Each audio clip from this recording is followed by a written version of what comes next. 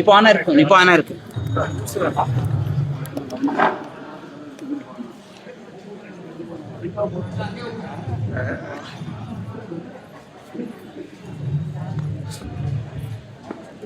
ಉಪನ್ಯಾಸಕರ ಹೇಳ ಉಪನ್ಯಾಸಕರ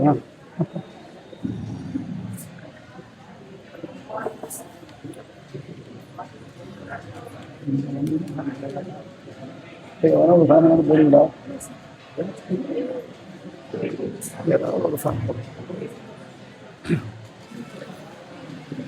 श्रीमान् वेंकटनाथार्य कवितार्किककेसरी वेदांताचार्यवर्यो मे सन्निधत्तां सदा हृदि अविश्रांत श्रद्धा शतकलह कल्लोलकलुषाः ममाविर्भूयासुर्मनसि मुनिसिद्धादिसुलभाः मधुक्षीरन्याय स्वगुण विभवा संजनगणत् महानंद ब्रह्मानुभूति परिवाह बहुविधाः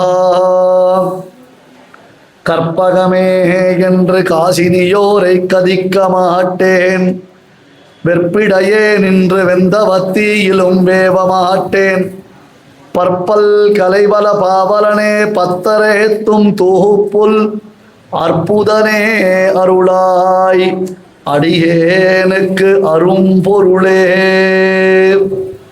வந்தே பிருந்தாவனச்சரம் வல்லவி ஜனவல்லபம் ஜயந்தி சம்பவம் தாம வைஜயந்தி விபூஷணம். நமசரசே. நம்ம கிருஷ்ணன் சன்னிதானத்துல அத்தியாச்சரியமான 3 நாள் யாதவாபிரிய மகோத்சவம். இந்த பெருமாள் ரொம்ப விசித்திரமான சங்கல்பம் உடையவன். இந்த பெருமாள் மாயன் அப்படின்னு ஆண்டாள் பாசுரம் விட்டா, பின்னாடி அர்ச்சாவதாரத்துல நம்ம வேணுகோபாலன் திருக்கோவில் நடக்கக்கூடிய உற்சவங்களை இந்த பெருமாள் சங்கல்பிக்கிறத வச்சுட்டு தான் ஆண்டாள் மாயன்னு அர்த்தம் பண்ணினாலோன்னு தெரியல.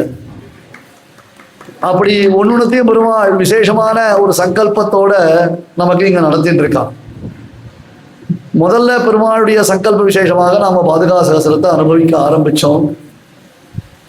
அப்படியே பண்ணிட்டே இருக்கச்சே யாதவாபிரியம் பண்ணணும்னு ஒரு ஆசை இருந்தது. எப்படி பண்ணணும்னு ஒன்றும் தெரியாது. பாதுகா சகஸ்ரமும் ஒன்றும் பெருசா எங்களுக்கு தெரியாது தான். பாபுபட்டர் இடத்துல வந்து பிரார்த்திச்சோம். பாபுபட்டர் கிட்ட முதல்ல விஷயமே என்னன்னா ஆச்சு ஆகலாம் அவ்வளவுதான். முதல்ல பாஸ்ட் டென்ஸு, அப்புறம் ஃபியூச்சர் டென்ஸு. பாபுபட்டர் கிட்ட இல்லைன்றதான வார்த்தையே கிடையாது, ஆச்சு அவ்வளவுதான். பெருமாள் திருவுள்ளத்துல அங்க சொல்லி ஆயிடுத்தா அது முடிஞ்சு போயிடும் அப்படின்ற மாதிரி. அதற்கேற்ற மாதிரி அவருடைய குமாரர்களும் சேர்ந்து நமக்கு எல்லா விதத்திலையும் அனுகுணமா இருக்கிறதுனால அவளும் ரொம்ப ரசிச்சு எம்பெருமானுக்கு இந்த கைங்கரியங்கள் பண்றான். அர்ச்சகாலுக்கு ரசனை இல்லைன்னா அப்புறம் என்ன பிரயோஜனம்? அவ அழுத்துண்டாள்னா நம்மளால ஏதாவது ஒரு காரியம் பண்ண முடியுமா? அவ என்ன சுவாமியை ஒன்று போயிட்டு வந்துடுறேன். மெட்ராஸ் இருக்கிற நாளை காட்டிலும் மலேசியத்தில் இருக்கிற நாள் தான் அதிகமாக போயிட்டு இருந்து மாற்றி வந்துட்டு போயிட்டா எங்களுக்கு வேற வேலை இல்லையான்ட்டாலாம் முடிஞ்சு போயிடும் அது. ஆனால் நாம அவளுக்கு சமர்ப்பிக்கிறது ரொம்ப குறைச்சல். அதுல அவளே ஸ்ரத்தையோட எடுத்துட்டு இந்த கைங்கரியத்தை பண்றது ரொம்ப ரசமானது, ரொம்ப விசேஷமானது. அதுவும் சம்பிரதாயம் தெரிஞ்சு அந்த வழியில வைதிக ஸ்ரத்தையோட பண்றதுன்றது ரொம்ப ரொம்ப அபூர்வமானது.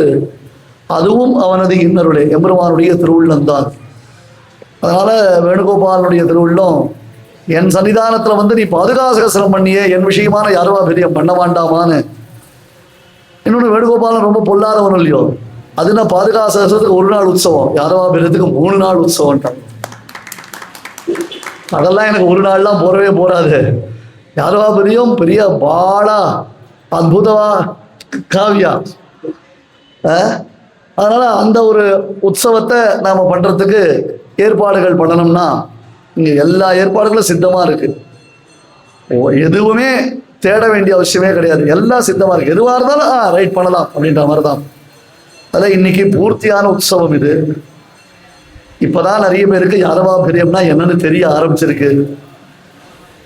இங்கேருந்து பாதுகா சகஸ்ரம் உலகத்திற்கு எந்த விதத்துல பிரச்சாரமாச்சோ அதே மாதிரி இந்த யாதவாபிரியம் உலகத்துல பிரச்சாரமானோம்.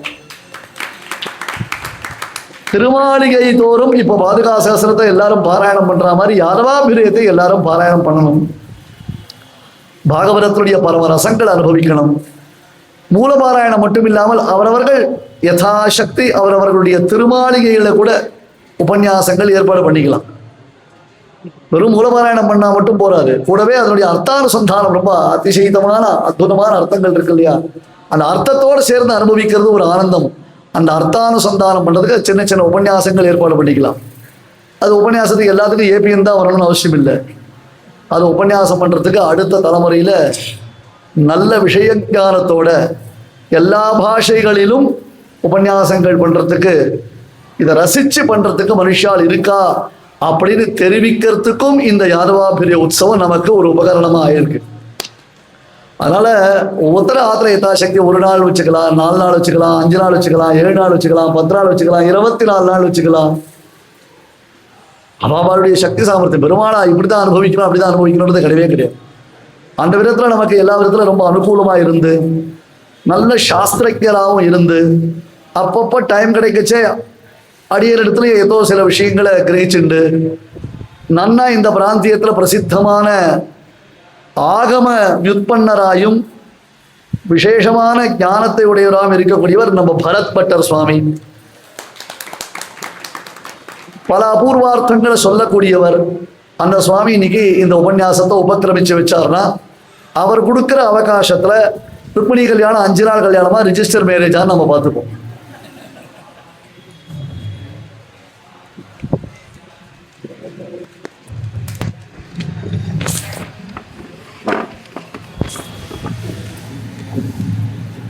ஒரு பேப்பர் வைத்து கொடு, ஃபேன் போட்டிருக்கீங்கல்ல, கஷ்டப்படுவார், நீங்களே கொண்டு வந்து கொடுங்க. பறக்கிறது வெளியே பார்க்காதீங்க.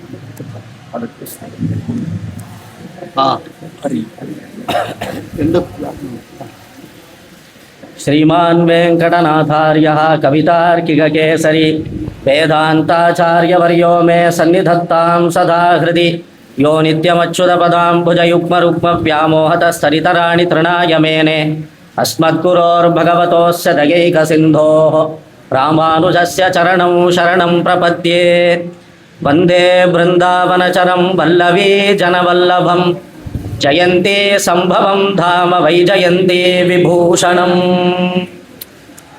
ಶ್ರೀಯಪ್ಪದಿಯಾದ ಸರ್ವೇಶ್ವರನ ಅನುಗ್ರಹ ವಿಶೇಷದಿಂದ 3 ದಿನಗಳ ಪರ್ಯಂತ ಯಾದವಾಭ್ಯುದಯ ಮಹೋತ್ಸವ ತುಂಬ ವಿಜೃಂಭಣೆಯಿಂದ ಪ್ರಾರಂಭವಾಗಿದೆ.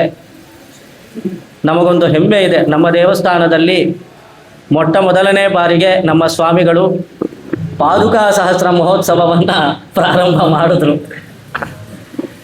ಇಲ್ಲಿ ಪ್ರಾರಂಭ ಮಾಡಿದ ನಂತರ ಹಲವಾರು ದಿವ್ಯ ದೇಶಗಳಲ್ಲಿ ಅದು ಮುಂದುವರಿಯಿತು. ನಮ್ಮ ಕೃಷ್ಣನ ಸನ್ನಿಧಾನದಲ್ಲಿ ಪಾದುಕಾ ಸಹಸ್ರ ಮಹೋತ್ಸವವನ್ನು ಒಂದು ಕ್ರಮದಲ್ಲಿ ಪ್ರಾರಂಭ ಮಾಡಿದ ನಂತರ ದೇಶದಾದ್ಯಂತ ಇದು ನಡೀತಾ ಇರೋದು ನಮಗೆಲ್ಲ ಸ್ವಲ್ಪ ಹೆಮ್ಮೆ ಅಂತ ಅನಿಸುತ್ತೆ.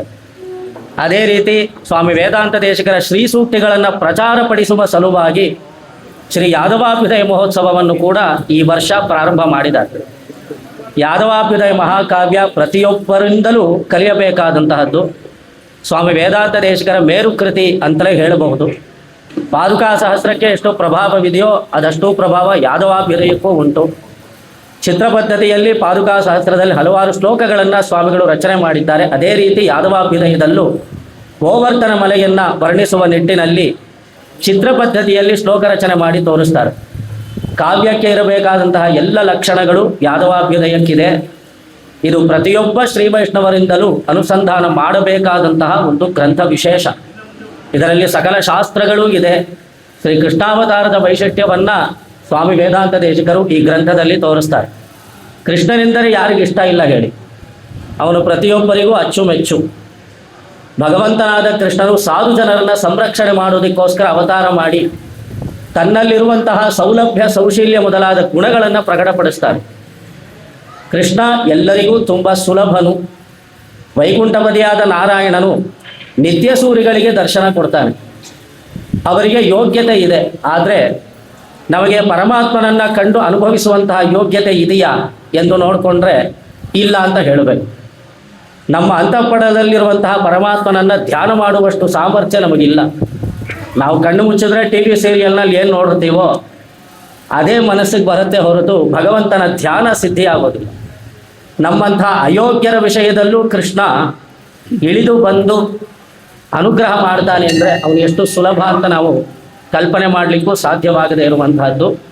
ವಾಚಾಮಗೋಚರವಾದದ್ದು ಭಗವಂತನ ಶಕ್ತಿ. ಲೋಕದಲ್ಲಿರುವಂತಹ ದುಷ್ಟರನ್ನು ಸಂಹಾರ ಮಾಡಿ ಶಿಷ್ಟರನ್ನು ಪರಿಪಾಲನೆ ಮಾಡಿ ಧರ್ಮ ಸಂಸ್ಥಾಪನೆ ಮಾಡಿದಂತಹ ಕೃಷ್ಣ ಪರಮಾತ್ಮನ ಅದ್ಭುತವಾದ ಚರಿತ್ರೆಯನ್ನು ಶ್ರೀ ಯಾದವಾಭ್ಯುದಯದಲ್ಲಿ ಸ್ವಾಮಿ ದೇಶಿಕರು ತೋರಿಸ್ತಾರೆ. ಈ ಕಾವ್ಯದಲ್ಲಿ ಸಕಲ ಶಾಸ್ತ್ರಗಳು ಅಡಕವಾಗಿದೆ. ಸ್ವಾಮಿ ವೇದಾಂತ ದೇಶಿಕರನ್ನು ನಾವು ಸರ್ವತಂತ್ರ ಸ್ವತಂತ್ರರು ಎಂದು ಕರೆಯುತ್ತೇವೆ. ಕವಿತಾರ್ಕಿಕ ಸಿಂಹ ಎಂದು ಕೊಂಡಾಡ್ತೇವೆ. ನಾನಾಮ್ನಾಯ ಪರಿಶ್ರಮಂ ಕಲಯತಾ ನಾಸ್ತೇವ ಶಾಸ್ತ್ರೇಷು ಧೀಹಿ ಎಂದು ಹೇಳಿ ವೇದಾಂತ ದೇಶಿಕರಿಗೆ ಗೊತ್ತಿಲ್ಲದೆ ಇರುವಂತಹ ಶಾಸ್ತ್ರವೇ ಇಲ್ಲ. ಸಕಲ ವೇದಜ್ಞರು ವೇದಾಧ್ಯಯನ ಮಾಡೋದೇ ತುಂಬ ಕಷ್ಟವಾಗಿರಬೇಕಾದ್ರೆ ಅದರಲ್ಲೂ ಚತುರ್ವೇದವನ್ನು ತಿಳಿದು ವೇದ ತತ್ವವನ್ನು ಪರಿಪೂರ್ಣವಾಗಿ ತಿಳಿದುಕೊಂಡು ಬರೀ ಅಕ್ಷರವನ್ನು ಸಂಗ್ರಹಣ ಮಾಡೋದಲ್ಲದೆ ಅರ್ಥಾನುಸಂಧಾನವನ್ನು ಮಾಡಿ ವೇದದಲ್ಲಿ ಪ್ರತಿಪಾದಿಸಲ್ಪಟ್ಟಂತಹ ಭಗವತ್ ತತ್ವವನ್ನು ಸಾಕ್ಷಾತ್ಕಾರ ಮಾಡಿಕೊಂಡು ಕಾವ್ಯಗಳನ್ನು ರಚನೆ ಮಾಡಿದ್ದಾರೆ ಸ್ವಾಮಿ ದೇಶಿಕರು. ಕೆಲವರು ಗ್ರಂಥ ಬರೀತಾರೆ ದೇವರನ್ನು ನೋಡಲಿಕ್ಕೆ, ಆದರೆ ದೇಶಿಕರು ದೇವರನ್ನು ಕಂಡು ಗ್ರಂಥ ಬರೀತಾರೆ, ಅಷ್ಟೇ ವ್ಯತ್ಯಾಸ. ಸ್ವಾಮಿ ವೇದಾಂತ ದೇಶಿಕರ ವೈಭವಾತಿಶಯ ತುಂಬ ದೊಡ್ಡದು. ಈ ಮಹಾಕಾವ್ಯದಲ್ಲಿ ನಮಗೆ ಸಕಲ ಶಾಸ್ತ್ರಗಳು ಸ್ವಾಮಿ ದೇಶಿಕರು ಹೇಗೆ ಉಪದೇಶ ಮಾಡಿದ್ದಾರೆ ಎಂಬುದನ್ನು ನಾವು ಗುರುಮುಖೇನ ತಿಳಿದುಕೊಳ್ಳಬಹುದು. ಕೃಷ್ಣಾವತಾರದ ವೈಶಿಷ್ಟ್ಯವನ್ನು ಕೊಂಡಾಡ್ತಾರೆ ದಾಸರು. ಈ ಪರಿಯ ಸೊಬಗು ಇನ್ನಾವ ದೇವರನು ನಾ ಕಾಣೆ, ಗೋಪಿ ಜನಪ್ರಿಯ ಗೋಪಾಲನಲ್ಲದೆ ಎಂದು ಹೇಳಿ ಕೊಂಡಾಡ್ತಾರೆ. ಸೌಲಭ್ಯದಲ್ಲಾಗಲಿ ಸೌಶಲ್ಯದಲ್ಲಾಗಲಿ ವೀರತ್ವದಲ್ಲಾಗಲಿ ಸಕಲ ಗುಣ ಸಂಪನ್ನನು ಕೃಷ್ಣ ಪರಮಾತ್ಮ, ಅತ್ಯಾಶ್ಚರ್ಯಕರವಾದ ಪರಮಾತ್ಮ. ಬಾಲೋಪಿ ಶೈಲೋದ್ಧರಣಾಗ್ರಪಾಣಿ ನೀಲೋಪಿ ನೀರಂದ್ರ ತಮ ಪ್ರದೀಪ ಧೀರೋಪಿ ರಾಧಾ ನಯನಾಭಬದ್ಧ ಜಾರೋಪಿ ಸಂಸಾರ ಹರಕೃತಸ್ವಂ ಎಂದು ಹೇಳಿ ಕೃಷ್ಣ ಕರ್ಣಾಮೃತದಲ್ಲಿ ಬಾಲಕನಾಗಿದ್ದು ಗೋವರ್ಧನ ಮಲೆಯನ್ನು ಎತ್ತಿದ. ನೀಲವರ್ಣದಿಂದ ಕೂಡಿದವನಾಗಿದ್ದರೂ ಅಂಧಕಾರ ತುಂಬಿದ ಮನಸ್ಸಿನಲ್ಲಿ ಅವನನ್ನು ಧ್ಯಾನ ಮಾಡಿದರೆ ಪ್ರಕಾಶ ಏರ್ಪಡುತ್ತೆ ಅಂತ ಹೇಳಿದ್ರೆ ಅದೆಷ್ಟು ಆಶ್ಚರ್ಯ. ಅವನು ಜಾರನಾಗಿದ್ದರೂ ಸಹ ನಮ್ಮ ಸಂಸಾರ ಬಂಧನವನ್ನೆಲ್ಲ ಬಿಡಿಸ್ತಾನೆ. ಧೀರನಾಗಿದ್ದರೂ ಸಹ ರಾಧೆಗೆ ವಶಕ್ಕೆ ಒಳಪಟ್ಟಿದ್ದಾನೆ ಅಂತ ಹೇಳು. ತೊಟ್ಟಿನಲ್ಲಿ ಮಲಗಿರಬೇಕಾದ್ರೆ ಪೂತನ ಸಂಹಾರ ಮಾಡುವಷ್ಟು ಸಮರ್ಥನಾಗಿದ್ದರೂ ಸಹ ರಾಧೆ ಕಣ್ಣಲ್ಲಿ ತೋರಿಸಿದ್ರೆ ಇವನು ಮಾಡ್ತಾ ಇದ್ದಂತೆ ಕೃಷ್ಣ. ಅಷ್ಟು ಗೋಪಿಕಾಸ್ತ್ರೀಯರ ವಶದಲ್ಲಿದ್ದವನು ಕೃಷ್ಣನು. ಭಕ್ತರ ವಶದಲ್ಲಿರ್ತಾನೆ ಪರಮಾತ್ಮ. ತಾನು ತುಂಬ ಸುಲಭನು ಎಂದು ಕೃಷ್ಣಾವತಾರದಿಂದ ನಮಗೆ ಗೊತ್ತಾಗತ್ತೆ.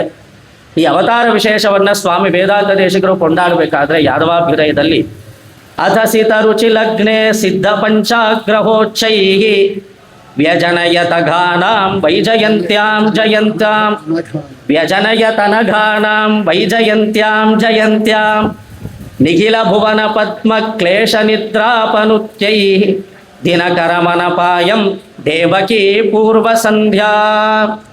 ಲೋಕದಲ್ಲಿರುವಂತಹ ಅಸುರರನ್ನು ಸಂಹಾರ ಮಾಡೋದಕ್ಕೋಸ್ಕರ ಕೃಷ್ಣ ಅವತಾರ ಮಾಡ್ತಾನೆ ಮಥುರಾ ಕ್ಷೇತ್ರದಲ್ಲಿ. ಇವನ ಅವತಾರ ಮಾಡಬೇಕಾದ್ರೆ 5 ಗ್ರಹಗಳು ಉಚ್ಚ ಸ್ಥಾನದಲ್ಲಿತ್ತು ಎಂದು ಸ್ವಾಮಿ ದೇಶಿಕರು ತೋರಿಸ್ತಾರೆ. ಚಂದ್ರ, ಅಂಗಾರಕ, ಬುಧ, ಗುರು ಮತ್ತು ಶನಿ ಈ 5 ಗ್ರಹಗಳು ಉಚ್ಚ ಸ್ಥಾನದಲ್ಲಿದ್ದಂತೆ ಕೃಷ್ಣ ಅವತಾರ ಮಾಡುವಂತಹ ಸಂದರ್ಭದಲ್ಲಿ. ರಾಮಾವತಾರ ಕಾಲದಲ್ಲೂ ಈ ಪಂಚಗ್ರಹಗಳು ಉಚ್ಚ ಸ್ಥಾನದಲ್ಲಿತ್ತು ಎಂದು ಹೇಳ್ತಾರೆ.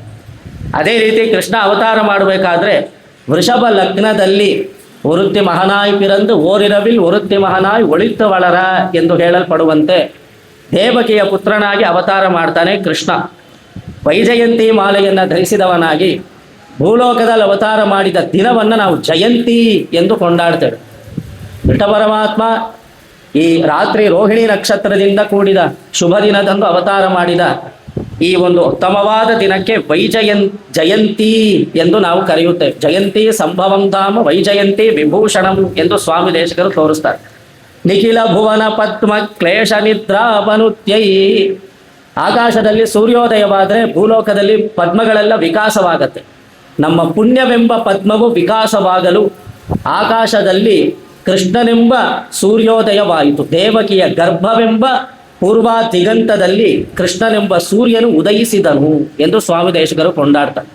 ತಥೋಗಿಲ ಜಗತ್ಪದ್ಮ ಬೋಧಾಯಾಚ್ಯುತ ಭಾನುನ ದೇವಕಿ ಪೂರ್ವ ಸಂಧ್ಯಾಯಾಮ್ ಆವಿರ್ಭೂತಂ ಮಹಾತ್ಮನ ಎಂದು ಹೇಳಿ ದೇವಕಿಯ ಗರ್ಭವೆಂಬ ಪೂರ್ವ ದಿಕ್ಕಿನಲ್ಲಿ ಕೃಷ್ಣನೆಂಬ ಸೂರ್ಯನ ಉದಯವಾಯಿತು. ಸಾಮಾನ್ಯವಾಗಿ ನಾವು ಲೋಕದಲ್ಲಿ ಮಾತಾಡಬೇಕಾದ್ರೆ ಸೂರ್ಯ ಹುಟ್ಟದ ಅಂತ ಹೇಳ್ತೇವೆ. ನಾವು ವಾಸ್ತವಿಕವಾ ಪಾತ ಸೂರ್ಯನ್ ಪಿರಕ್ಕಿರಾರ ಅಪ್ಪಡಿ ಕಡೆಯಾದೆ. ಭೂಮಿಗೆ ಅಭಿಮುಖವಾಗಿ ಸೂರ್ಯ ಬಂದರೆ ಸೂರ್ಯ ಹುಟ್ಟದ ಅಂತ ವ್ಯವಹಾರ ಮಾಡ್ತೇವೆ ಹೊರತು ಹುಟ್ಟು ಸಾವು ಎಂಬುದು ಸೂರ್ಯನಿಗಿಲ್ಲ. ಅದೇ ರೀತಿ ಕೃಷ್ಣನು ಆದಿಮಧ್ಯಾಂತರಹಿತನಾದ ಕಾರಣ ದೇವಕಿಯ ಜಠರವೆಂಬ ಆಕಾಶದಲ್ಲಿ ಹೇಗೆ ಸೂರ್ಯೋದಯವಾದರೆ ಸೂರ್ಯ ಹುಟ್ಟಿದ ಎಂದು ಸಂಬೋಧನೆ ಮಾಡ್ತೇವೋ ಅದೇ ರೀತಿ ಕೃಷ್ಣನೆಂಬ ಸೂರ್ಯನು ಉದಯಿಸಿದನು ಎಂದು ಹೇಳಬೇಕು. ನಮ್ಮ ಹುಟ್ಟಿಗೂ ಅವನ ಅವತಾರಕ್ಕೂ ವ್ಯತ್ಯಾಸವಿದೆ. ನಾವು ಕರ್ಮವಶಾತ್ ಜನ್ಮವನ್ನು ಪಡ್ಕೊಳ್ತೇವೆ, ಆದರೆ ಪರಮಾತ್ಮನು ಕರ್ಮ ನಿಯಾಮಕನು. ಆದ್ದರಿಂದ ತಂದೆ ತಾಯಂದ್ರನ್ನ ತಾನು ಹುಟ್ಟಬೇಕಾದಂತಹ ಸ್ಥಳವನ್ನು ಆಯ್ಕೆ ಮಾಡ್ತಾನೆ. ನಾವೇನಾದರೂ ಅರ್ಜಿ ಹಾಕಿದ್ವಾ ಇವರೇ ನಮಗೆ ತಂದೆಯಾಗಿ ಬರಬೇಕು, ಅವರೇ ನಮಗೆ ತಾಯಿಯಾಗಿ ಬರಬೇಕು ಎಂದು ನಾವೇನು ಅರ್ಜಿ ಹಾಕಿಲ್ಲ. ನಾವು ಕರ್ಮವಶಾತ್ ನಮಗೆ ಜನ್ಮ ದೇವರು ಕೊಡ್ತಾರೆ. ನಾವೆಲ್ಲ ಮೇಲಿಂದ ಕೆಳಗಡೆ ಬಿದ್ದಿದ್ದೇವೆ. ಸಂಸ್ಕೃತದಲ್ಲಿ ಮೇಲಿಂದ ಕೆಳಗಡೆ ಬರೋದಕ್ಕೆ ಎರಡು ಶಬ್ದವನ್ನು ಪ್ರಯೋಗ ಮಾಡ್ತಾರೆ. ಒಂದು ಪತನಂ, ಮತ್ತೊಂದು ಅವತರಣ. ಪತನಂ ಎಂದರೆ ನಮಗಿಷ್ಟವಿಲ್ಲದೆ ಮೇಲಿಂದ ಕೆಳಗಡೆ ಬಿದ್ದರೆ ಅದು ಪತನಂ. ಸ್ವೇಚ್ಛೆಯ ಮೇಲಿಂದ ಕೆಳಗಡೆ ಇಳಿದರೆ ಅದನ್ನು ಅವತರಣಂ ಅಂತ ಕರೀತಾರೆ. ಆದ್ದರಿಂದ ನಾವೆಲ್ಲ ಪತಿತರಾಗಿದ್ದೇವೆ. ನಮ್ಮೆಲ್ಲರನ್ನ ಉದ್ಧಾರ ಮಾಡಲಿಕ್ಕೋಸ್ಕರ ಭಗವಂತ ಅವತರಿಸುತ್ತಾನೆ ಎಂಬ ವಿಷಯವನ್ನು, ಈ ಅವತಾರ ತತ್ವದ ವಿಷಯವನ್ನು ಈ ಶ್ಲೋಕದಲ್ಲಿ ಸ್ವಾಮಿ ದೇಶಿಕರು ತೋರಿಸ್ತಾರೆ. ಅದೇ ರೀತಿ ಹಲವಾರು ಲೀಲೆಗಳನ್ನು ಶ್ರೀಕೃಷ್ಣ ಪರಮಾತ್ಮ ಮಾಡ್ತಾನೆ. ಅದೆಲ್ಲವನ್ನೂ ಸ್ವಾಮಿ ವೇದಾಂತ ದೇಶಿಕರು ತುಂಬ ಅದ್ಭುತವಾಗಿ ವರ್ಣನೆ ಮಾಡ್ತಾ ಹೋಗ್ತಾರೆ. ಅದರಲ್ಲಿ ವಸುದೇವನು ಮಥುರೆಯಲ್ಲಿ ಕೃಷ್ಣ ಪರಮಾತ್ಮ ಅವತಾರ ಮಾಡಿದ ನಂತರ ಕಂಡು ಆನಂದ ಪಡ್ತಾರೆ. ನೋಡಿ, ಆ ದಂಪತಿಗಳು ಕೃಷ್ಣ ಪರಮಾತ್ಮ ವಸುದೇವ ಮತ್ತು ದೇವಕಿಯರನ್ನು ಆಯ್ಕೆ ಮಾಡ್ದ ಅಂತ ಹೇಳಿದರೆ ಅವ್ರು ಮಾಡಿರುವಂತಹ ಪುಣ್ಯ ಎಷ್ಟು ಎಂದು ನಾವು ಕಲ್ಪನೆ ಮಾಡಲಿಕ್ಕೆ ಸಾಧ್ಯ ಉಂಟು. ಎಷ್ಟು ಭಾಗ್ಯ ಮಾಡಿರ್ಬೇಕು. ಪ್ರಪಂಚವನ್ನೇ ಹಡೆದಂತಹ ಪರಮಾತ್ಮನನ್ನು ಹಡೆದಳು ದೇವಕಿ. ಪ್ರಪಂಚದಲ್ಲಿರುವಂತಹ ಪ್ರತಿಯೊಂದು ವಸ್ತುವನ್ನು ಸೃಷ್ಟಿ ಮಾಡಿ ಅದರೊಳಗಡೆ ಅನುಪ್ರವೇಶ ಮಾಡಿ ಅಂತರ್ಯಾಮಿಯಾಗಿ ನೆಲೆಸಿರುವಂತಹ ಕೃಷ್ಣನನ್ನು ಗರ್ಭದಲ್ಲಿ ಧರಿಸಿದಳಂತವಳು ದೇವಕಿ. ವಸುದೇವ ಮತ್ತು ದೇವಕಿ ಇಬ್ಬರು ಕೃಷ್ಣನನ್ನು ಕಂಡಾಗ ಆ ಈ ಅವತಾರ ಪ್ರಸಂಗವನ್ನು ಶ್ರೀಮದ್ ಭಾಗವತದಲ್ಲಿ ವರ್ಣನೆ ಮಾಡಬೇಕಾದ್ರೆ ತಮದ್ಭುತಂ ಬಾಲಕಂ ಅಂಬುಜೇಕ್ಷಣಂ ಚತುರ್ಭುಜಂ ಶಂಖ ಗದಾರ್ಯುಧಾಯುಧಂ ಶ್ರೀವತ್ಸಲಕ್ಷ್ಮಂ ಗರಶೋಭಿ ಕೌಸ್ತುಭಂ ಪೀತಾಂಬರಂ ಸಾಂತ್ರಪಯೋಧ ಸೌಭಗಂ ಎಂದು ಹೇಳಿ ಶಂಖಚಕ್ರ ಗದಾಪದ್ಮಧಾರಿಯಾಗಿ ಕೃಷ್ಣ ಅವತಾರ ಮಾಡಿಬಿಟ್ಟಂತೆ ದೇವಕಿಯ ಮುಂದೆ. ನೋಡಿ, ಹುಟ್ಟಬೇಕಾದ್ರೆ ಮಗು ಅವರಿಬ್ಬರು ಇದ್ದಿದ್ದು ಜೈಲಿನಲ್ಲಿ ತಾನೆ. ಮಗು ಹುಟ್ಟಿದ ತಕ್ಷಣ ನಾವು ಆಟಿಕೆಯನ್ನು ತೋರಿಸಿ ಸಂತೋಷ ಪಡಿಸೋದಕ್ಕೆ ಸಾಧ್ಯವಿಲ್ವಲ್ಲ ಎಂಬ ಕೊರತೆ ಇಬ್ಬರಲ್ಲೂ ಇತ್ತು. ಒಂದು ಮಗು ಹುಟ್ಟಿದ್ರೆ ಎಷ್ಟು ಸಂಭ್ರಮ ಇರುತ್ತೆ, ಆ ಮನೆಯ ವಾತಾವರಣ ಹೇಗಿರುತ್ತೆ ಅಂತ ನಾವು ಕಲ್ಪನೆ ಮಾಡಬಹುದು. ತಾಯಿ ಏನು ಮಾಡ್ತಾಳೆ, ಮಗುವಿಗೆ ಆಟಿಕೆಗಳನ್ನು ತೋರಿಸಿ ಸಂತೋಷ ಪಡಿಸ್ತಾಳೆ. ಆದರೆ ಅವ್ರು ಇರೋದು ಇವಾಗ ಜೈಲಿನಲ್ಲಿ, ವಸುದೇವ ದೇವಕಿ. ಹಾಗಾದಾನೆ ಮಗು ಹುಟ್ಟಿದೆ, ಅಯ್ಯೋ ಸಂತೋಷ ಪಡಿಸೋದಕ್ಕೆ ನನ್ನ ಕೈಲಿ ಯಾವ ಆಟಿಕೆಯೂ ಇಲ್ವಲ್ಲ ಎಂಬ ಕೊರತೆಯನ್ನು ನೀಗಿಸುವ ಸಲುವಾಗಿ ತಾನೇ ಆಟಿಕೆಯೊಂದಿಗೆ ಕೃಷ್ಣ ಅವತಾರ ಮಾಡುತ್ತಂತೆ. ಕೈಯಲ್ಲಿದ್ದಂತಹ ಚಕ್ರ, ನಾವು ಈ ಕಾಲದಲ್ಲಿ அது சுத்துறதே அப்படின்னு கொடுக்குறாளே, அந்த பசங்களுக்கு ஆடுறதுக்காக விளையாடுறதுக்காக கொடுக்குற ஒரு சாமான் மாதிரி, அந்த மாதிரி கண்ணன் வந்து கையில் சங்கத்தையும் சக்கரத்தையும் குட்டி கண்ணனுடைய கையில் குட்டி சக்கரம், குட்டி கண்ணனுடைய கையில் குட்டி சங்கமாக வச்சுண்டு தான் விளையாட்டு காட்ட முடியலையே அப்படின்றது அந்த குறை இருந்ததுனால கண்ணன் வந்து ಅವರ ಮನಸ್ಸಿನಲ್ಲಿದ್ದಂತಹ ಅಭಿಲಾಷೆಯನ್ನು ಪೂರೈಸೋದಕ್ಕೋಸ್ಕರವಾಗಿ ಆಟಿಕೆಯಂತೆ ಶಂಖಚಕ್ರವನ್ನು ಪಿಡಿದು ಬಂದ ಎಂದು ಭಾಗವತದಲ್ಲಿ ವರ್ಣಿಸ್ತಾರೆ. ಯಾವ ರೀತಿ ಶ್ರೀಮದ್ ಭಾಗವತದಲ್ಲಿ ಶಂಖಚಕ್ರಾದಿ ಆಯುಧದೊಂದಿಗೆ ಕೃಷ್ಣ ಪರಮಾತ್ಮ ಅವತಾರ ಮಾಡ್ದ ಅಂತ ಹೇಳಿದಾರೋ ಅದನ್ನು ನಾವು ಪ್ರತ್ಯಕ್ಷವಾಗಿ ನಮ್ಮ ಕೃಷ್ಣನಲ್ಲಿ ನೋಡಬಹುದು. ಇವಾಗ ದರ್ಶನ ಮಾಡಬಹುದು. ಬಲಗೈಯಲ್ಲಿ ಶಂಖ ಹಿಡಿದಿದ್ದಾನೆ, ಎಡಗೈಯಲ್ಲಿ ಚಕ್ರವನ್ನು ಹಿಡಿದಿದ್ದಾನೆ. ಹಿಂಬದಿಯ ಎರಡೂ ತೋಳುಗಳಲ್ಲಿ ಗದಾಪದ್ಮವನ್ನು ಧರಿಸಿ ವ್ಯೂಹಮೂರ್ತಿಯಲ್ಲಿ ಬರುವಂತಹ ಕೃಷ್ಣಮೂರ್ತಿಯ ಲಕ್ಷಣದೊಂದಿಗೆ ನಮ್ಮ ಸ್ವಾಮಿ ದರ್ಶನ ಕೊಡ್ತಾ ಇದ್ದಾರೆ. ನಮ್ಮ ರಾವಣ್ ಭಟ್ರು ಮೊದಲನೇದಾಗ ಅವರು ದರ್ಶನ ಮಾಡಬೇಕಾದ್ರೆ ಅದನ್ನು ಹೇಳಿದ್ರು. கண்ணன் வந்து ரெண்டு கையில சங்க சக்கரத்தை பிடிச்சி அப்படியே கிருஷ்ணன் போல இந்த வியூகத்துல சொல்லப்பட்டிருக்கக்கூடிய லட்சணத்தோடு கண்ணன் ஏழிருக்கார். அந்த தமத்புதம் ಬಾಲಕಂ ಅಂಬುಜೇಕ್ಷಣಂ ಚತುರ್ಭುಜಂ ಶಂಖಗದಾಯುಧಾಯುಧಂ ಎಂದು ಹೇಳಬೇಕಾದ್ರೆ ಬಲಗೈಯಲ್ಲಿ ಶಂಖ ಚಕ್ರ ಎರಡನ್ನೂ ಹಿಡಿದು ಸ್ವಾಮಿ ವೇದಾಂತ ದೇಶಿಕರು ಚಕ್ರಸ್ಯ ದೈತ್ಯದ ಅನುಜಾದಿಷು ವಾಮಭಾಗಂ ಶಂಖಸ್ಯ ಚಾಶ್ರಿತ ಜನೇಶ್ವಪಿ ದಕ್ಷಿಣತ್ವಂ ವ್ಯಕ್ತಂ ಪ್ರದರ್ಶಯಸಿ ಗೋಪಪುರಾದಿ ರಾಜ ವ್ಯತ್ಯಸ್ಯ ನೂನಮನಯೋ ಕರಸಂಪ್ರಯೋಗಂ ಎಂದು ದೇಹಳೀಶ ಸ್ತುತಿಯಲ್ಲಿ ತ್ರಿವಿಕ್ರಮನನ್ನು ಕೊಂಡಾಗಬೇಕಾದ್ರೆ ಹೇಳ್ತಾರೆ. ಅಲ್ಲಿ ತ್ರಿವಿಕ್ರಮ ಕೂಡ ಬಲಗೈಯಲ್ಲಿ ಶಂಖ ಹಿಡಿದಿದ್ದಾನೆ, ಎಡಗೈಯಲ್ಲಿ ಚಕ್ರ ಹಿಡ್ಕೊಂಡಿದ್ದಾನೆ. ಇದನ್ನ ಬದಲಾಯಿಸಿ ನೀನು ವ್ಯಕ್ತಂ ಪ್ರದರ್ಶಯಿಸಿ. ಎರಡನ್ನು ಸಾಮಾನ್ಯವಾಗಿ ಬಲಗೈಯಲ್ಲಿ ಚಕ್ರ ಇರುತ್ತೆ, ಎಡಗೈಯಲ್ಲಿ ಶಂಖ ಇರುತ್ತೆ. ಆದರೆ ನೀನು ಆ ಆಯುಧಗಳನ್ನು ಬದಲಾಯಿಸಿ ನಮಗೆ ದರ್ಶನ ಕೊಡ್ತಾ ಇದ್ದಿ ಎಂದು ಸ್ವಾಮಿ ದೇಶಿಕರು ಕೊಂಡಾಡುವಂತಹ ಶ್ಲೋಕದಲ್ಲಿ ಗೋಪ ಪುರಾದಿರಾಜ ವ್ಯಕ್ತಂ ಪ್ರದರ್ಶಯಿಸಿ ಅನ್ನೋದು ನಮ್ಮ ಕೃಷ್ಣನಿಗೆ ಸರಿಯಾಗಿ ಹೊಂದತ್ತೆ ಅಂತ ನಾವು ನೋಡ್ಬೋದು. ಅಲ್ಲಾದರೂ ತ್ರಿವಿಕ್ರಮ ಮುಂದೆಗಡೆ ಶಂಖ ಹಿಡಿದು ಹಿಂದೆಗಡೆ ಚಕ್ರ ಹಿಡಿದಿದ್ದಾನೆ, ನಾವು ಸರಿಯಾಗಿ ಗಮನಿಸ್ಬೇಕು ಅದನ್ನ. ಆದರೆ ನಮ್ಮ ಕೃಷ್ಣ ಬಲಗೈಯಲ್ಲಿ ಶಂಖ ಚಕ್ರ ಎರಡು ಮುಂದೆ ಇಲ್ಲಿ ವ್ಯಕ್ತವಾಗಿ ಪ್ರದರ್ಶನ ಮಾಡ್ತಾ ಇರುವಂತಹ ಮುದ್ರೆಯಲ್ಲಿ ನಮಗೆ ಸೇವೆ ಕೊಡ್ತಾರೆ. ಅದೇ ರೀತಿ ನಮ್ಮ ಕೃಷ್ಣನ ಆ ಒಂದು ಅದ್ಭುತವಾದ ಈ ಲಕ್ಷಣ ನಮಗೆ ಆಗಮಶಾಸ್ತ್ರದಲ್ಲೂ ಸಿಗತ್ತೆ ಎಂಬುದನ್ನು ನಾವು ಗಮನದಲ್ಲಿ ಇಟ್ಕೊಳ್ಬೇಕು. ಅದನ್ನೇ ಸ್ವಾಮಿ ದೇಶಿಕರು ಇಲ್ಲಿ ದೇವಕಿ ಪೂರ್ವ ಸಂಧ್ಯಾ ಎಂದು ಕೊಂಡಾಡ್ತಾರೆ. ಮುಂದೆ ಹಲವಾರು ಲೀಲೆಗಳನ್ನು ವರ್ಣನೆ ಮಾಡಬೇಕಾದ್ರೆ ಇಲ್ಲಿ ಮಧುರೆಯಲ್ಲಿ ಹುಟ್ಟಿದಂತಹ ಕೃಷ್ಣನನ್ನ ವಸುದೇವನು ಆ ಬಾಲಕನಾದ ಕೃಷ್ಣನನ್ನ ಹೊತ್ತು ಮುಂದೆ ಗೋಕುಲಕ್ಕೆ ಬಿಡ್ತಾರೆ. ಇದನ್ನ ಈ ಪ್ರಸಂಗವನ್ನ ಸ್ವಾಮಿ ದೇಶಿಕರು ವರ್ಣಿಸಬೇಕಾದ್ರೆ ಉಪಗತೆ ವಸುದೇವ ಸುತೇಂತಿಕಂ ನರಕ ವೈರಿಣಿ ನಂದ ಕುಟುಂಬಿನಿ ಅರಣಿ ಸಂಭವ ಪಾವಕ ಸಂಗಮಾತ್ ಅಬಜದಾತ್ ವರವೇದಿರಿವ ಶ್ರಿಯಂ ಎಂದು ಕೊಂಡಾಡ್ತಾರೆ.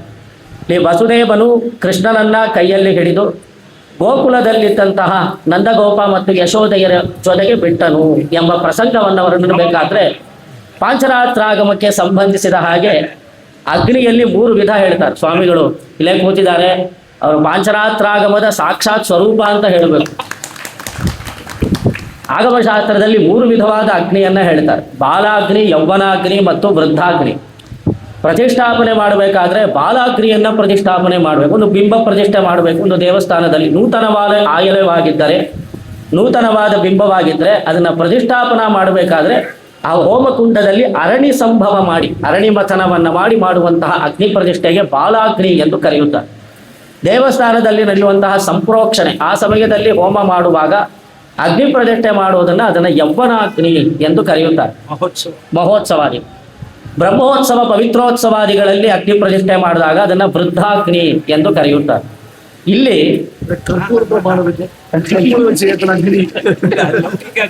ಲೌಕಿಕ ಅರಣ್ಯ ಮಥಿತೋ ವನ್ಯ பால் ஒரே ஒரு வீடுகளை பார்த்து இங்க இருக்கு.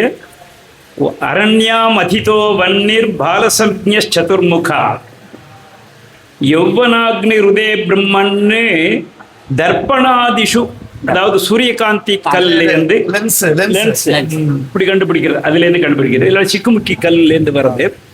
விருத்தாக்னி ருச்சியதே பிரம்மன்னு, அது நித்யாக்னி ருச்சியதே என்று நித்யாக்னி ஹோத்திரிகள் இருக்கா இல்லையா, ஸ்ரோத்ரியாள் திருமாளிகையிலிருந்து அந்த அக்னியை ஏழப்பண்ணெண்டு வந்தால் அது விருத்தாக்னியாக ஆகும் என்று அவளையும் நாங்க சேர்த்துட்டு இருக்கோன்றதுக்காக இதை சொல்லியிருக்காங்க. ಪ್ರತಿಷ್ಠಾಪನ ಮಾಡುವ ಕಲಾಪದಲ್ಲಿ ಅರಣಿ ಮಥನ ಮಾಡಿದ ನಂತರ ಅದು ಚಿಕ್ಕದಾಗಿರೋ ಕಿಡಿಯಾಗಿರುತ್ತೆ ಅಗ್ನಿ, ಅದನ್ನು ತಗೊಂಡು ಬಂದು ಯಜ್ಞ ವೇದಿಕೆಗೆ ತಂದು ಹೋಮಕುಂಡದಲ್ಲಿ ಸಮರ್ಪಣೆ ಮಾಡ್ತಾರೆ. ಅದಾದ ನಂತರ ಅಲ್ಲಿ ಒಬ್ಬರು ಉಪಾಸಕರು ಅಂದರೆ ಅರ್ಚಕ ಸ್ವಾಮಿ ಅಲ್ಲಿ ಕೂತಿರ್ತಾರೆ, ಹೋಮ ಮಾಡುವಂತಹ ಹೋತ ಅವರ ಆಜ್ಯವನ್ನು ಸಮರ್ಪಣೆ ಮಾಡಿ ಆ ಹೋಮಕುಂಡದಲ್ಲಿರುವಂತಹ ಅಗ್ನಿಯನ್ನು ಪ್ರಜ್ವಲಿಸ್ತಾರೆ. ಆ ಅಗ್ನಿ ಮುಖಾಂತರ ಆ ಅಗ್ನಿಯಲ್ಲಿರುವಂತಹ ಸಾನ್ನಿಧ್ಯವನ್ನು ಕುಂಭಕ್ಕೆ ತುಂಬಿ, ಕುಂಭದಲ್ಲಿರುವಂತಹ ಮಂಡಲಕ್ಕೆ ತುಂಬಿ, ಮಂಡಲದಲ್ಲಿರುವಂತಹ ಸಾನ್ನಿಧ್ಯವನ್ನು ಬಿಂಬಕ್ಕೆ ತುಂಬ್ತಾರೆ. ಆವಾಗಲೇ ನಿಮಗೆ ಬಿಂಬ ಪ್ರತಿಷ್ಠಾಪನೆ ಆಗತ್ತೆ. ಇಲ್ಲಿ ಅಗ್ನಿ ಮುಖಾಂತರ ಬಿಂಬಕ್ಕೆ ಸಾನ್ನಿಧ್ಯವನ್ನು ಏರ್ಪಡಿಸ್ತಾರೆ ಅರ್ಚಕ ಸ್ವಾಮಿಗಳು. ಹೇಗೆ ಅರ್ಚಕ ಸ್ವಾಮಿಗಳು ಅರಣಿ ಮಥನ ಮಾಡಿ ಕಿಡಿಯಂತಿರುವಂತಹ ಅಗ್ನಿಯನ್ನು ಹೋಮಕುಂಡಕ್ಕೆ ಸಮರ್ಪಿಸಿ, ಆ ಹೋಮಕುಂಡಕ್ಕೆ ಅಂತ ಕೂತಿರುವಂತಹ ಆಚಾರ್ಯನು ತತ್ವನ್ಯಾಸಾದಿ ನಯನೋನ್ಮೀಲನಾದಿ ಹೋಮಗಳನ್ನು ಮಾಡಿ ಆ ಅಗ್ನಿಯನ್ನು ಹೇಗೆ ಪ್ರಜ್ವಲಗೊಳಿಸಿ ತನ್ಮೂಲಕ ಬಿಂಬದಲ್ಲಿ ಸಾನ್ನಿಧ್ಯವನ್ನು ಏರ್ಪಡಿಸ್ತಾರೋ, ಅದೇ ರೀತಿ ಅರಿಣಮಥನ ಮಾಡುವಂತೆ ವಸುದೇವ ಮತ್ತು ದೇವಕಿ ಕೃಷ್ಣನೆಂಬ ಕಿಡಿ ಅಗ್ನಿಯನ್ನು ಸೃಷ್ಟಿ ಮಾಡಿಕೊಂಡಿರುತ್ತೆ. ಅದನ್ನ ಗೋಕುಲವೆಂಬ ಯಜ್ಞ ವೇದಿಕೆಯಲ್ಲಿ ಸಮರ್ಪಣೆ ಮಾಡಿದ್ರಂತೆ. ಯಶೋಧ ಯಜ್ಞ ವೇದಿಕೆ ಎಲ್ಲಿ ಹೇಗೆ ಆ ಅಗ್ನಿಕುಂಡದಲ್ಲಿ ಅರ್ಚಕ ಸ್ವಾಮಿ ಕೂತು ತತ್ವನ್ಯಾಸ ಹೋಮಾದಿಗಳನ್ನು ಮಾಡುವುದರ ಮೂಲಕ ಅಗ್ನಿಯನ್ನು ಪ್ರಜ್ವಲಗೊಳಿಸ್ತಾರೋ, ಅದೇ ರೀತಿ ಯಶೋದೆ ಕೃಷ್ಣನೆಂಬ ಬಾಲಾಗ್ನಿಯನ್ನ ಲಾಲನೆ ಪಾಲನೆ ಮಾಡಿ ಸೌಲಭ್ಯ ಸೌಶೀಲ್ಯಾದಿ ಗುಣಗಳನ್ನು ಪ್ರಕಟಪಡಿಸುವಂತೆ ಪ್ರಚೋದನೆ ಮಾಡಿದಳು ಎಂದು ಸ್ವಾಮಿ ದೇಶಿಕರು ಈ ಶ್ಲೋಕದಲ್ಲಿ ತುಂಬಾ ಅದ್ಭುತವಾಗಿ ವರ್ಣಿಸ್ತಾರೆ. ಕೃಷ್ಣ ಅಗ್ನಿ ಸ್ವರೂಪ ಎಂದು ಹೇಳಿ ಪಾಂಚರಾತ್ರ ಆಗಮ ಶಾಸ್ತ್ರದಲ್ಲಿ ಬರುವಂತಹ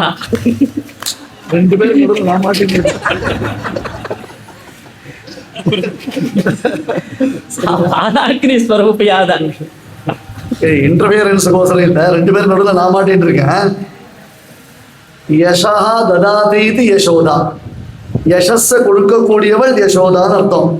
இப்ப யசோதான்றதான யாக வேதிகையில அங்க தேவகின்றதான அரணியிலிருந்து உற்பாதகம் பண்ணப்பட்டதான அக்னியை கொண்டு வசுதேவர் சேர்ந்திருக்கார் அப்படின்னு கேட்டா, யாகத்தினால நமக்கு என்ன உண்டாருது? யசஸ் உண்டாருது. யாகத்தினால யசஸ் உண்டாருது.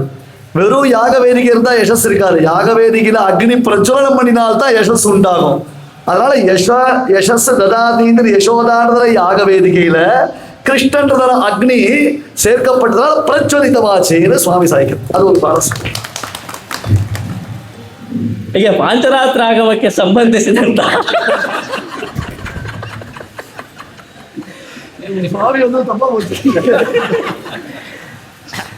ನಮ್ಮ ಸರಿ ಶ್ರೀ ವೈಷ್ಣವರಲ್ಲಿ ಅತಿ ಮುಖ್ಯವಾದದ್ದು ಮಂಗಳಾಶಾಸನ.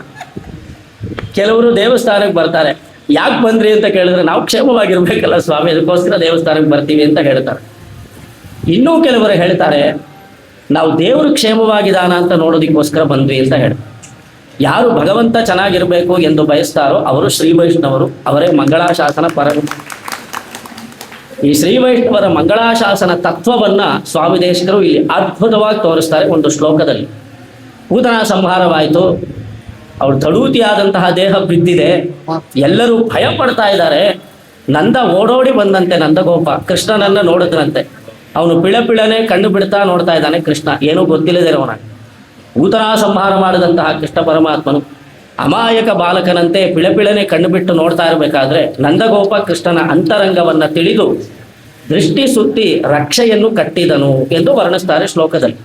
ಇದನ್ನ ವರ್ಣನೆ ಮಾಡಬೇಕಾದ್ರೆ, ನಂಜಶ್ಚ ತೀವ್ರೇಣ ಭಯೇನ ಸದ್ಯ ಸಮೇತ್ಯ ಪಶ್ಯನ್ ಅನಘಂ ಕುಮಾರಂ ತೇನೈವ ತಸ್ಯ ತ್ರಿಜಗನ್ನಿಯಂತು ಪ್ರಾಯುಂಕ್ತ ರಕ್ಷಾ ಪರಮಾರ್ಥವೇದಿ ಎಂದು ಕೊಂಡಾಡ್ತಾರೆ. ಇದರ ಶ್ಲೋಕದ ಅರ್ಥ ಎನ್ನುವುದು, ನಂದಶ್ಚ ತೀವ್ರೇಣ ಭಯೇನ ಸದ್ಯ, ಪೂತನಾ ಸಂಹಾರ ಮಾಡಿದ ನಂತರ ಅಯ್ಯೋ ಮಗುವಿಗೆ ಆಪತ್ತು ಏರ್ಪಟ್ಟಿತಲ್ಲ ಎಂಬ ಆತಂಕದೊಂದಿಗೆ ಓಡೋಡಿ ಬಂದನು ನಂದಗೋಪನು. ಕೃಷ್ಣನನ್ನು ಕಂಡನು, ಅನಗಂ ಕುಮಾರ್, ಕೃಷ್ಣನು ಅಮಾಯಕನಂತೆ ಕಣ್ಣು ಬಿಡ್ತಾ ನಂದನನ್ನು ಕಂಡನು.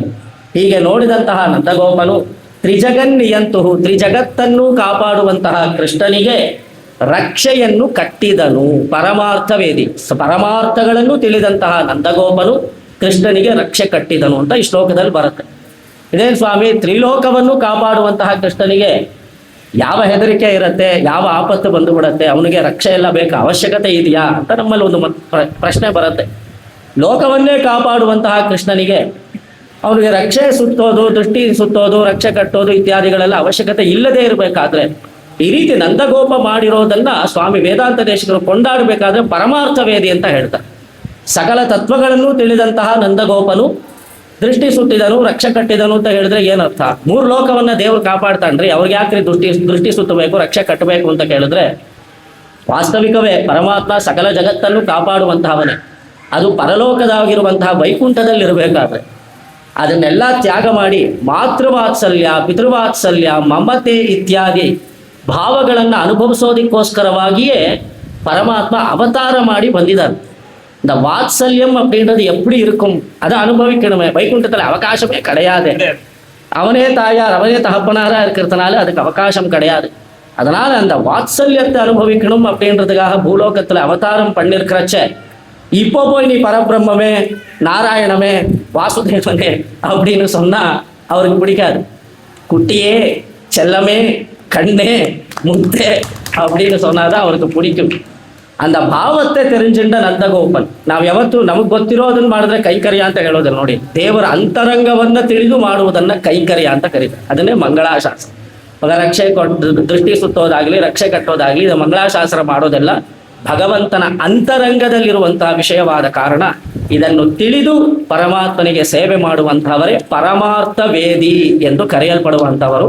ಅದೇ ರೀತಿ ಕೃಷ್ಣನು ಈ ಸಮಯದಲ್ಲಿ ಆ ಭಾವವನ್ನ ಕಣ್ಣಿನ ಮೂಲಕ ಅಭಿವ್ಯಕ್ತಿಪಡಿಸಿದ ಮೇಲೆ ನಂದಗೋಪ ಅದನ್ನ ತಿಳ್ಕೊಂಡು ಕೃಷ್ಣನಿಗೆ ಈಗ ನಾವು ಆ ರಕ್ಷೆಯನ್ನ ಕಟ್ಟಬೇಕು ಅಂತ ಹೇಳಿ ಪಂಚಾಯುಧಗಳನ್ನ ಒಂದು ಆಭರಣವಾಗಿ ಮಾಡಿ ಪಂಚಾಯುಧೀಂ ಬಬಂಧುಹು ಎಂದು ಕೃಷ್ಣನ ಕೊರಳಿಗೆ ಕಟ್ಟಿದ ಪರಮಾರ್ಥ ವೇದಿಯಾದಂತಹ ನಂದಗೋಪನು ಎಂದು ಸ್ವಾಮಿ ದೇಶಿಕರು ಆ ಶ್ಲೋಕದಲ್ಲಿ ತುಂಬ ಅದ್ಭುತವಾಗಿ ವರ್ಣಿಸ್ತಾರೆ. ಅದೇ ರೀತಿ ತತ್ಕ್ರತು ನ್ಯಾಯದ ಬಗ್ಗೆ ಯಾದವಾಭ್ಯುದಯದಲ್ಲಿ ಕೆಲವು ಶ್ಲೋಕಗಳು ಬರುತ್ತೆ. ಮುಖ್ಯವಾಗಿ ತತ್ಕ್ರತು ನ್ಯಾಯ ಅಂದರೆ ಏನು? ಈ ಉಪನಿಷತ್ತಿನಲ್ಲಿ ಬರುವಂತಹ ವಿಷಯ. ನಾವು ಯಾವ ರೀತಿ ಪರಮಾತ್ಮನನ್ನು ಉಪಾಸನೆ ಮಾಡ್ತೇವೋ ಅದೇ ರೀತಿ ಪರಮಾತ್ಮ ನಮಗೆ ದರ್ಶನ ಕೊಡ್ತಾನೆ ವೈಕುಂಠ ಲೋಕ ಪರ್ಯಂತ. ಇಲ್ಲಿ ಉಪಾಸಕ ಕೆಲವರಿಗೆ ಸೌಶೀಲ್ಯ ಗುಣ ಇಷ್ಟವಾಗುತ್ತೆ, ಕೆಲವರಿಗೆ ಸುಲಭ ಗುಣ ಇಷ್ಟವಾಗುತ್ತೆ. ಹನುಮಾರ್ கிட்ட போய் கேட்டால் அவர் ராமர் தான் அப்படின்னு சொல்லுவார். கோபிகா ஸ்திரீகள்கிட்ட போய் அவர் கண்ணன் தான் அப்படின்னு சொல்லுவார். கண்ணன் கிட்ட எல்லா குணங்கள் இருந்தாலும் கூட பிரதானமாக சுலபம் அப்படின்ற ஒரு குணம் இருக்கு. ராமருக்கு சௌஷீல்யம் அப்படின்ற குணத்தை சொல்லும். நரசிம்மனுக்கு உக்ரத்வம் அப்படின்ற குணத்தை சொல்லும். எல்லா குணங்களும் எல்லா பெருமாள் கிட்ட இருந்தாலும் கூட பிரಧಾನமாக ஏதோ ஒரு குணம் இருக்கும். ಅದು ನಮಗೆ பிடிக்கும். ಉಪಾಸಕನಿಗೆ ಅದು ಇಷ್ಟವಾಗುತ್ತೆ. ಉಪನಿಷತ್ತಿನಲ್ಲಿ ಬರುವಂತಹ ಎಲ್ಲ ವಿದ್ಯಾ ಪ್ರಕರಣದಲ್ಲಿ ಇಂತಹ ಗುಣವಿಶಿಷ್ಟನಾದ ಪರಮಾತ್ಮನನ್ನ ಈ ಕ್ರಮದಲ್ಲಿ ಉಪಾಸನೆ ಮಾಡಬೇಕು ಅಂತ ಹೇಳಿದೆ. ನೀವು ಪಾದುಕಾ ಶಾಸ್ತ್ರದಲ್ಲಿ ಒಂದು ಶ್ಲೋಕ ಸ್ವಾಮಿ ವೇದಾಂತ ದೇಶಕರು ತೋರಿಸ್ತಾರೆ. ಅದನ್ನ ತತ್ಕ್ರತು ನ್ಯಾಯ ಅಂತ ಕರೀತಾರೆ. ಯದ್ ಭಾವಂ ತದ್ಭವತಿ. ನಾವು ಯಾವ ರೀತಿ ಪರಮಾತ್ಮನನ್ನ ಭಾವಿಸ್ಕೊಳ್ತೀವೋ ಆ ರೀತಿ ಪರಮಾತ್ಮ ನಮಗೆ ದರ್ಶನ ಕೊಡ್ತಾನೆ. ಜೊತೆಗೆ ಪರಮಂ ಸಾಮ್ಯ ಮುಪೈತಿ ಅಂತ ಹೇಳಿ ಪರಮಾತ್ಮ ಹೇಗಿದ್ದಾನೋ ಅದೇ ರೀತಿ ನಮ್ಮನ್ನು ಮಾಡಿಬಿಡ್ತಾನೆ. திருப்பாவையில் வரைச்ச ஏறார்ந்த கண்ணி யசோதை இளம் சிங்கம் அப்படின்னு சொல்றான். ஏறார்ந்த கண் எப்படி வந்தது யசோதைக்கு அப்படின்னு கேட்டா, கண்ணனை பார்த்து பார்த்து வளர்த்ததுனால கண்ணனுக்கு இருந்த அந்த அழகெல்லாம் யசோதை கண்ணுக்கு போயிட்டான். அதனால ஏறார்ந்த கண்ணி அப்படின்னு அதுக்கு தத்க்ரது நியாயம் அப்படின்னு பேர். பாதுகா சாஸ்திரத்துல சுவாமி தேசிகன் சாதிக்கும் போது ಇಂದ್ರಲೀಲ ಪದ್ಧತಿಯೆಲ್ಲ ಅಲ್ಲಿ ಶತಮಕ ಮಣಿಭಂಗೈ ಉನ್ಮಯೂಕೈರ್ದಿಶಂತಿ ಶರಣಮುಪಗತಾನಾಂ ರಂಗನಾಥೇನ ಸಾಮ್ಯಂ ಪ್ರದಯಸಿ ಜಗತಿತ್ವಂ ಪಾದುಕೇ ಹೇತುಕಾನಾಂ ಉಪನಿಷದುಪಗೀತಾಂ ತತ್ಕ್ರತು ನ್ಯಾಯ ವಾರ್ತಾಂ அப்படின்னு ಸಾಧಿக்கிறார். ಪಾದುಕಾದೇವಿಯಲ್ಲಿ ಹಲವಾರು ವಿಧವಾದ ರತ್ನ ವಿಶೇಷಗಳಿದೆ. ಅದರಲ್ಲಿ ಇಂದ್ರನೀಲವೆಂಬ ರತ್ನ ಒಂದಿದೆ. ಅದು ಕಪ್ಪಾಗಿರುತ್ತೆ, ಅದು ತುಂಬ ಡಾಲ್ ಹೊಡೆಯುತ್ತೆ, ಅದರ ಕಾಂತಿ ಎಲ್ಲ ಕಡೆ ಹೊರಹೊಮ್ಮುತ್ತಾ ಇದೆ. ಶರಣಾಗತಿ ಮಾಡಿದಂತಹ ಮಹಾತ್ಮರು ಪರಮಾತ್ಮನಿಗೆ ಪಾದಾಭಿವಂದನೆ ಮಾಡಬೇಕಾದ್ರೆ ಪಾದುಕಾದೇವಿಯಲ್ಲಿರುವಂತಹ ಆ ಇಂದ್ರನೀಲದ ಕಾಂತಿ ಇವರ ಮೇಲೆ ಹೊರಹೊಮ್ಮಿ ಇವರೂ ಕೂಡ ಭಗವಂತನಂತೆ ಕಪ್ಪಾಗಿ ಕಾಣಿಸ್ತಾ ಇದ್ದಾರೆ. பெருமாள் வந்து கருப்பா இருக்கார். யார் சரணாகதி பண்றாளோ அவளுக்கு அந்த காந்தி வந்து பாதுகாதேவியால வந்துடு. அவர் கூட இந்திரநீலம் அதை தரிச்சிருக்கிறதுனால அவள்கிட்ட இருந்த அந்த காந்தி அப்படி வந்து இவாள் உபாசக அந்த சரணாகதாள் கிட்டையும் வந்து பெருமாள் போல இவாரும் தெரிகிறார். அதுதான் பரமசாமியம் அப்படின்னு இந்த ஸ்லோகத்துல சாதிக்கிறார். இது பாதுகாதேவி கிட்ட போனா இது தத்க்ரது நியாயம் செல்லப்படும். ஆனா கண்ணன் கிட்ட இதெல்லாம் செல்லுபடி ஆகாது அப்படின்னு சுவாமி தேசிகன் காமிக்கிறார்.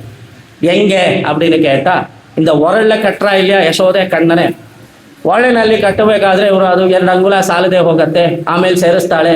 ಕಟ್ಟುಣ್ಣ ಪಣ್ಣಿಯ ಪೆರುಮಾಯನ್ ಅಂತ ಹೇಳಿ ಯಾರಿಂದಲೂ ದೇವರನ್ನ ಕಟ್ಟೋದಿಕ್ಕೆ ಸಾಧ್ಯವಿಲ್ಲ. ಆದರೆ ಪ್ರೇಮದಿಂದ ಯಶೋಧಾದೇವಿ ಕಟ್ಟೋದಿಕ್ಕೆ ಪ್ರಯತ್ನ ಪಟ್ಟಿದ್ರಿಂದ ಅವಳಿಗೆ ಯಾಕೆ ನಾವು ತೊಂದರೆ ಕೊಡಬೇಕು ಅಂತ ಹೇಳಿ ಇವನೇ ಕಟ್ಟುಪಟ್ಟ. ಯಶೋಧಾದೇವಿ ಕಟ್ಟುವಂತೆ ಇವನೇ ಮಾಡಿಕೊಂಡ. ಈ ಯಶೋಧಾದೇವಿ ಕೃಷ್ಣನನ್ನ ಕಟ್ಟಿದ ಪ್ರಸಂಗವನ್ನ ನಾವು ಧ್ಯಾನ ಮಾಡಿದ್ರೆ ಏನು ಸಿಗಬೇಕು? ನಾವು ಕಟ್ಟಲ್ಪಡಬೇಕು ತಾನೆ ತತ್ಕ್ರತು ನ್ಯಾಯದ ಪ್ರಕಾರ. ತತ್ಕ್ರತು ನ್ಯಾಯ ನಾವು ಹೇಗೆ ಉಪಾಸನೆ ಮಾಡ್ತೇವೋ ಆ ರೀತಿ ನಮಗೆ ಭಗವಂತ ಫಲಗಳನ್ನು ಕೊಡ್ತಾನೆ ಅಂತ ಹೇಳಿದ್ರೆ, ಕಟ್ಟೋದ್ರ ಬಗ್ಗೆ ನಾವು ಚಿಂತನೆ ಮಾಡಿದಾಗ ನಾವು ಸಂಸಾರ ಬಂಧನದಲ್ಲಿ ಕಟ್ಟುಪಡಬೇಕು ಎಂದು ಇರಬೇಕಾದ್ರೆ ಇಲ್ಲಿ ಸ್ವಾಮಿ ದೇಶಕರು ಹೇಳ್ತಾರೆ, ಯಾರು ಕಟ್ಟುವ ಪ್ರಸಂಗವನ್ನ ಸ್ಮರಿಸುತ್ತಾರೋ ಅವರ ಕಟ್ಟುಗಳೆಲ್ಲ ಬಿಟ್ಟು ಹೋಗತ್ತೆ. ಅದು ತತ್ಕ್ರತು ನ್ಯಾಯ. ಬದ್ಧಂ ತಥಾ ಭಾವಯತಾಂ ಬದ್ಧಂ ತಥಾ ಭಾವಯತಾಂ ಮುಕುಂದ ಮಯತ್ನ ವಿಚ್ಛೇದಿನಿ ಕರ್ಮ ಬಂದೆ. ಭಾವಯತಾಂ ಮುಕುಂದಂ ಬದ್ಧಂ ತಥಾ ಭಾವಯತಾಂ ಮುಕುಂದಂ ಯತ್ನ ವಿಚ್ಛೇದಿನಿ ಕರ್ಮ ಬಂಧೆ ತಪಸ್ವಿನಿ ತತ್ಕ್ರತು ನೀತಿರಾಧ್ಯ ಸವ್ರೀಡಮಾರಣ್ಯ ಕಥಾ ಸುತಸ್ಥೌ. ಹಾಗೆ ತತ್ಕ್ರತು ನ್ಯಾಯ ಇತ್ಯಾದಿ ವಿಷಯಗಳೆಲ್ಲ ನಾವು ಬೃಹದಾರಣ್ಯಕೋಪನಿಷತ್ತಿನಲ್ಲಿ ನೋಡ್ತೇವೆ. ಇಲ್ಲಿ ಸ್ವಾಮಿ ದೇಶಕರು ಹೇಳ್ತಾರೆ, ಈ ತತ್ಕ್ರತು ನ್ಯಾಯ ಪಾದುಕಾದೇವಿಯ ವಿಷಯದಲ್ಲಿ ಸರಿಯಾಗಿ ನಡ್ಕೊಳ್ಬಹುದು, ಆದರೆ ಕೃಷ್ಣನ ವಿಷಯದಲ್ಲಿ ಇದು ಸರಿ ಹೊಂದೋದಿಲ್ಲ. ಇದೊಂದೇ ಪ್ರಸಂಗ ಮಾತ್ರ ಅಲ್ಲ, ಪೂತನಾ ಸಂಹಾರ ಮಾಡಬೇಕಾದ್ರೆ ವಿಷದ ಹಾಲನ್ನು ಉಂಡ ಕೃಷ್ಣ ಅಲ್ಲಿ ಸ್ತನ್ಯಪಾನ ಮಾಡಿದವನ ಚಿಂತನೆ ಮಾಡಿದರೆ ನಾವು ಮುಂದೆ ಸ್ತನ್ಯಪಾನ ಮಾಡುವ ಪ್ರಸಂಗ ಬರೋದಿಲ್ಲ ಅಂತ ವರ್ಣಿಸ್ತಾರೆ.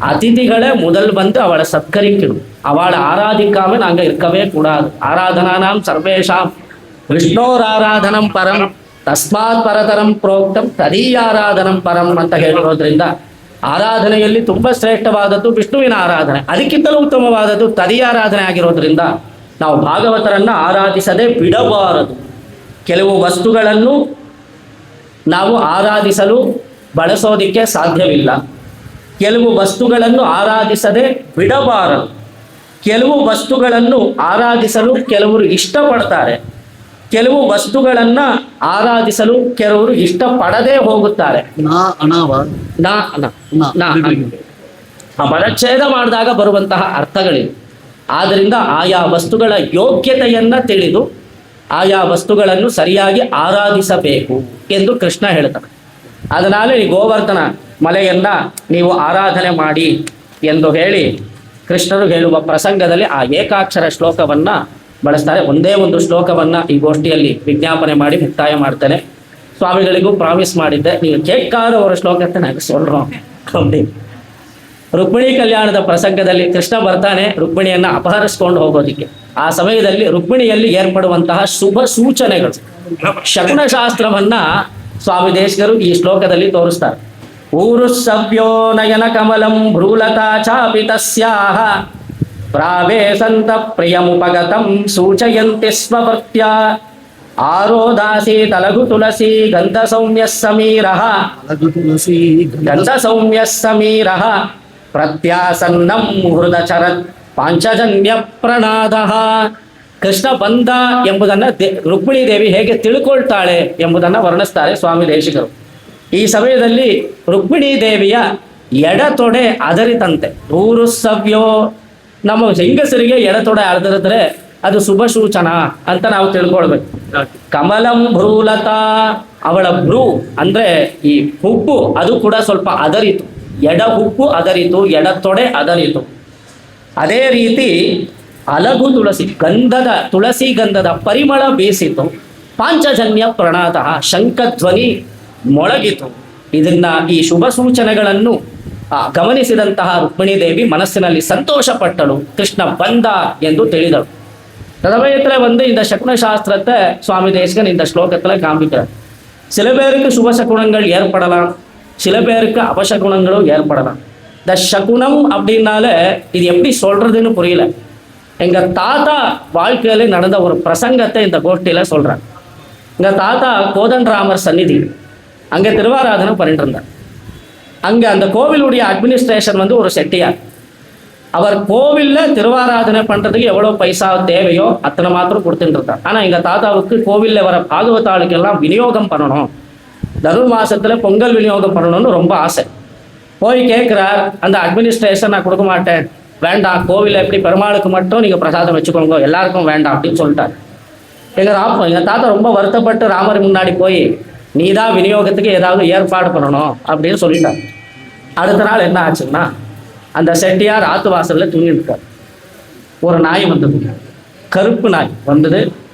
அது தாண்டி போச்சு, மறுபடியும் தாண்டி போச்சு. இவனுக்கு பயம் வந்து கருணாய் தாண்டிய காலம், கருணாய் தாண்டிய காலம். அப்படி வந்தது, செட்டியாருக்கு பயமாயிடுச்சு. அடுத்த நாள் ஓடி வந்தார், தாத்தா கிட்ட சொன்னார், స్వాములు ఏమైంది, రాత్రి నేను పడుకున్నాను, ఒక కుక్క వచ్చింది, దాటింది పోయింది, ఏమిది, శకునమా, நல்ல சகுனமா, எந்த சகுனம் அப்படின்னு அவர் கேட்டார். தாத்தாவுக்கு அடிச்சதே பார் சான்ஸ், ராமர் கொடுத்தாரு ஒரு ஆப்பர்ச்சுனிட்டி, இந்த சமயத்தில் நான் ஏதாவது பண்ணணும் அப்படின்னு சொல்லி, செட்டியார் நாளைக்கு வாப்பா, நான் சகுன சாஸ்திரத்தை தேடி உனக்கு என்ன அப்படின்னு நான் சொல்லி வைக்கிறேன், நாளைக்கு வா அப்படின்னு. ராத்திரி தாத்தா ஆலோசிக்கிறார். நான் சம்ஸ்கிருதத்திலே இவருக்கு ஒரு ஸ்லோகத்தை சொன்னேன்னா அவர் அந்த ஸ்லோகத்தை வச்சுன்னு இன்னொரு பக்கம் போயிடுவார். ಈ ಶ್ಲೋಕಕ್ಕೆ ಇದೇನು ಅರ್ಥ ಅಂತ ಕೇಳೋದಕ್ಕೆ ಹೊರಟುಬಿಡ್ತಾರೆ. வெறும் தெலுங்குல சொன்னா அவருக்கு நம்பிக்கை வராது. அதனால அவர் என்ன பண்ணார், தெலுங்கையும் சம்ஸ்கிருதையும் கலந்து ஒரு ஸ்லோகத்தை பண்ணார். மணிப்பிரவாள ஸ்டைல்ல ஒரு ஸ்லோகம் பண்ணார். அடுத்த நாள் அவர் வந்தார், செட்டியார் வந்தார். செட்டி చూడப்பா, శకున శాస్త్రం ఇలా చెప్పింది, కుక్కస్య నల్ల కుక్కస్య దాటితే మరి దాటితే షట్టిశ్చ షట్టి వంశశ్చ సహమూలం విలశ్యతి. కుక్కన నాయి, நல்ல குக்கரை நாயா இருக்கணும், அதுலயும் கருநாயா இருக்கணும். அது தாண்டணும், மறுபடியும் தாண்டணும். அப்படி ஏற்பட்டதுன்னா காட்டுது. அப்படி ஆச்சுன்னா உன்னுடைய வம்சமே நிர்வம்சம் ஆயிடும் அப்படின்னாரு. செட்டியாருக்கு பயம், பதறிட்டார் அவர். என்ன பண்ணணும்? அருள் மாசத்துல பொங்கல் விநியோகம் பண்ணணும் அப்படின்னு. இந்த சகுனம் அப்படின்றது பெருமாள் விஷயத்துல நாங்க பார்க்குற அவசியமே கிடையாது. ಕೋವಿಲಿಗೆ வரும்போது ಬೇಕಾಟ್ ಬಂತು, ಅದಟ್ಟ ಬಂತು, ಎಲ್ಲವೂ ಶುಭ ಶಕುನವೇ. ಭಗವಂತನಿಗೆ ನಾವು ನಮಸ್ಕಾರ ಮಾಡಬೇಕಾದ್ರೆ, ಭಗವಂತನಿಗೆ ಶರಣಾಗತಿ ಮಾಡಬೇಕಾದ್ರೆ ಎಲ್ಲವೂ ನಮಗೆ ಶುಭ ಶಕುನವೇ ಎಂದು ತೋರಿಸುವಂತಹ ಒಂದು ಶ್ಲೋಕವನ್ನ ಸ್ವಾಮಿ ದೇಶಿಕ ಇಲ್ಲಿ ರುಕ್ಮಿಣೀ ದೇವಿಯಲ್ಲಿ ಏರ್ಪಟ್ಟಂತಹ ಒಂದು ಶುಭ ಶಕುನಗಳ ಬಗ್ಗೆ ಒಂದು ಶ್ಲೋಕವನ್ನ ಕೊಟ್ಟಿದ್ದಾರೆ. ಈ ಒಂದು ಶುಭ ಸಂದರ್ಭದಲ್ಲಿ ನಾವು ಸ್ವಾಮಿಗಳಿಂದ ಉಪನ್ಯಾಸ ಕೇಳಬೇಕು ಅನ್ನೋದೊಂದೇ ನಮ್ಮ ಆಸೆ ಆಗಿತ್ತು. ಆದರೆ ಹೆಚ್ಚಿಗೆ ನಾವು ಸಮಯಾವಕಾಶ ತಗೊಂಡ್ಬಿಟ್ವಿ. ಅದರಿಂದ ನಿಮ್ಮೆಲ್ಲರಿಗೂ ಕ್ಷಮೆಯನ್ನ ಕೇಳ್ತಾ, ಸ್ವಾಮಿಗಳಿಗೂ ಕ್ಷಮೆಯನ್ನ ಕೇಳ್ತಾ, ಈಗ ರುಕ್ಮಿಣಿ ಕಲ್ಯಾಣ ಉಪನ್ಯಾಸವನ್ನ ಸ್ವಾಮಿಗಳು ನಡೆಸ್ಕೊಡ್ತಾರೆ. ಶ್ರೀಮತೆ ರಾಮಾನುಜಾಯ.